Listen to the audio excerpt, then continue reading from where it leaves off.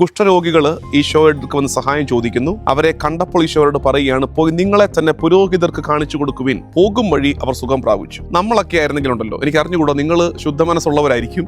ഞാനായിരുന്നെങ്കിൽ കർത്താവിന്റെ മുമ്പിൽ കുഷ്ഠരോഗം ബാധിച്ചിട്ട് നീക്കിയ കർത്താവെ സുഖപ്പെടുത്തണേ. ഇപ്പൊ കർത്താവ് പറയുന്നു, പോയി നിങ്ങളെ തന്നെ പുരോഹിതർ കാണിച്ചു കൊടുത്തു എന്ന് പറഞ്ഞാൽ ചുമ്മാ അവിടെ നിന്നിട്ട് ചോദിച്ചേനെ, കർത്താവെ പോകുകയൊക്കെ ചെയ്യാം, ഈ കയ്യേലെ ഈ വിരലേലെ ഒരു കുഷ്ഠം ഒന്ന് സുഖപ്പെടുത്തി കാണിക്കാവോ?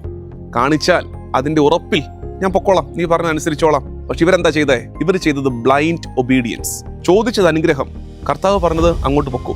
ഇവര് പോയി, പോകും വഴി അവർ സുഖം പ്രാപിച്ചു. അനുസരണത്തിന്റെ വഴിയിലാണ് അനുഗ്രഹം ഇരിക്കുന്നത്. നമ്മുടെ ശൈലി എന്നറിയാമോ? അനുഗ്രഹം കണ്ടാൽ അനുസരിക്കാം, അനുഗ്രഹം കാണിക്ക്, അനുഗ്രഹം കണ്ടു കഴിയുമ്പോൾ വി വിൽ ഒബേ.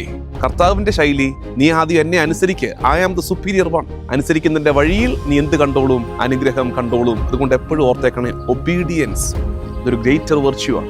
എല്ലാം കണ്ട് തൃപ്തിപ്പെട്ടിട്ട്, എല്ലാം മനസ്സിലാക്കിയിട്ട്, എല്ലാം എൻ്റെ കൺട്രോളിലാക്കിയിട്ട്, എല്ലാ കാര്യങ്ങൾക്കും ക്ലാരിറ്റി കിട്ടിയിട്ട് അനുസരിക്കുന്ന അനുസരണത്തിൽ എവിടെയാണ് അനുസരണം പുണ്യമാകുന്നത്?